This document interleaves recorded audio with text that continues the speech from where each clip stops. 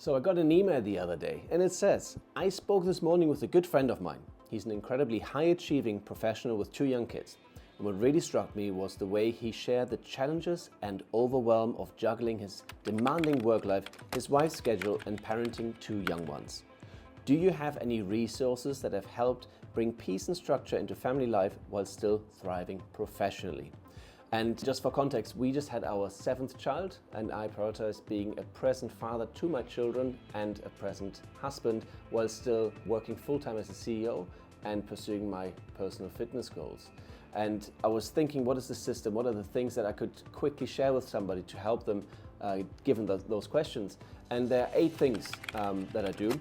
4 on a weekly basis and 4 on a daily basis. Full disclosure, I obviously don't get them all done, right? Despite me trying very hard, there is obviously work and family life that will throw loads of curveballs at you, and you just have to accept that. And that maybe it's the overarching thing is acceptance, to know that life will not go the way that you've planned it to go, but you keep trying, right?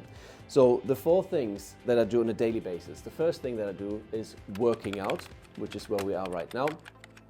Just past 5:30 in the morning. Our baby woke up earlier for a feed, we put her back to bed, and now I'm here. I'm gonna jump on a bike in a minute.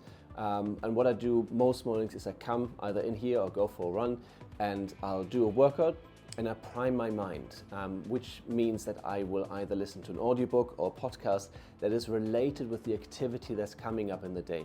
So most of the time, from a Monday to a Friday perspective, I'll be going to work. I will listen to leadership advice, trying to learn something in the morning, or whatever it might be that is particular for the day ahead, and start thinking about what I need to do, start thinking about the projects that I'm working on, and I do that by doing some physical exercise and listening to something that kind of fuels that. So whatever that might be for you, that combination of working out and a podcast or audiobook in the morning is quite helpful for that. The second thing that I do, and I normally do this before I actually come in here, is journaling. And I find that especially in the morning when you wake up, there are thoughts that are just reoccurring, that you might have every day. There are stories that you tell yourself. You might have had certain dreams or certain things that are coming up at work that are worrying you. And spending 10 minutes just writing those down, write down whatever's on your mind, can really help clear your head and just calm yourself down. If you find that just writing down what's on your mind is a bit difficult, there's obviously tons of questions and journal prompts you can use. But the act of journaling itself has been incredibly helpful in the first instance to just clear your mind.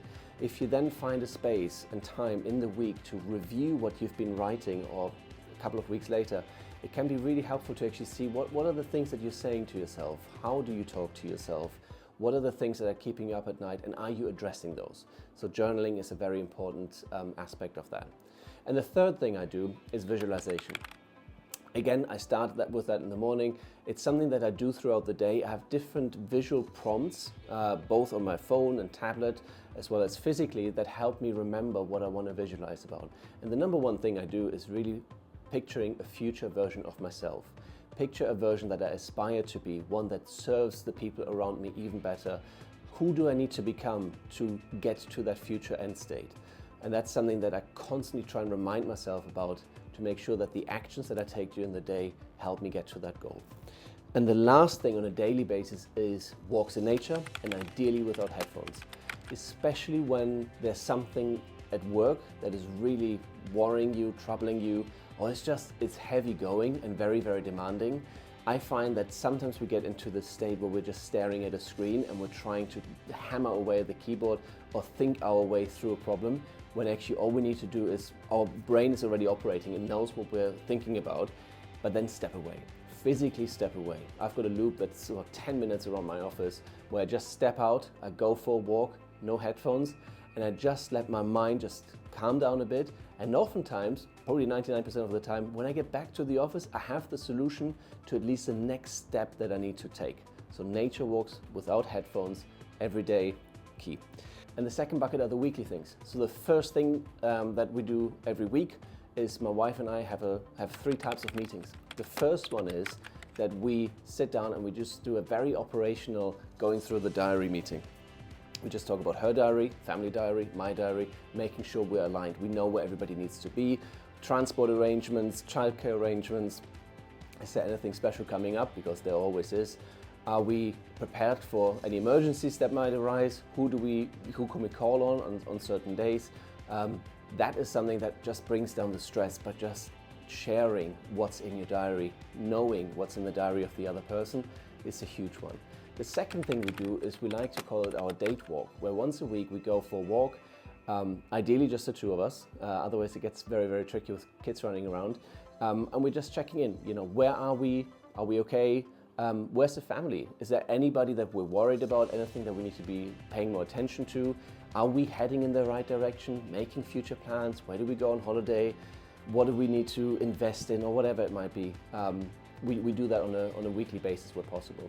And the third thing that we do is a date night. Ideally more than once a week, where possible. It could be whatever you want it to be, whether you're watching a one-off movie, whether you have a series that you're watching together, you have a meal, just the two of you, or you're sharing social media posts that you want to have fun with and just have a bit of a laugh in the evening, whatever it may be. But having a special time just for the two of you is really, really important. The second thing that I do on a weekly basis is making sure I've got scheduled time in with each of the kids on a one-to-one basis. They're very, very different. For one, it might be we're having a car ride to a sports activities, but it's just the two of us, and we make sure that we have space and time to really talk to each other, check in. Where's the kid? What are the troubles at school, socially? Any questions? Anything that they're struggling with or want to explore with you as a parent? Or it could be for the younger ones, special time with you where you're just reading a book which is just for them. It's just their story with you, which gives you a special type of connection, especially in a large family. That one-to-one time is very, very critical, that they know that you're sometimes there just for them. And then the third thing, which is probably the easiest one to forget about or deprioritize, is to connect with your friends. As a father or mother, and especially if you're working, you're busy all the time, right? There are people that want you all day long. And if friends are not necessarily right next to you, it's easy to say, oh, I'll deal with that later. And that later becomes weeks and months, very, very fast. And I've definitely made that mistake. But it's really important to connect with the people that made you before you have kids, and they keep you honest and give you a bit of a mirror in terms of where are you heading. Friends are great for that. Plus, you need to be there for them, because sometimes you need them to be there for you. And friendships need to be nurtured, and making time at least once a week where I really make sure that I've checked in with my friends where possible, or I've scheduled in time with people, even if it's on a Zoom call. I've got friends in America that I regularly talk to, and we just schedule Zoom calls just to check in. How are you doing? What's happening in your life? Anything I can help you with? When are we seeing each other next? Whatever it may be. And the fourth one is on a weekly basis, it's finding time to invest in yourself, right? So this could be something that you're learning, but really actively an act of learning to make sure that you become better for yourself in the future. Maybe it's just a project that you want to continue working on, a language you might want to learn. I don't know, it might be building a side business, whatever it may be, but just something that gives you a sense of, there is something in the future that I'm investing in, a future version of myself, which kind of links to the visualization, but it's an active time in the diary that is really for building something for the future for yourself. And that, I think, helps you when everything else feels so busy, that okay, there's this bit that I'm putting in, I'm depositing something into the future bank account. So those were the 8 things that I came up with, and if you enjoyed that, please subscribe to the channel, leave your comments below, and lastly, link below, I've got a free 21-day email series which is just packed with actionable tips, no fluff, no nonsense, to help you boost your time and energy, especially when you have a very busy schedule. I'd love to have you explore that and see if it helps you too, and otherwise I'll see you at the next one.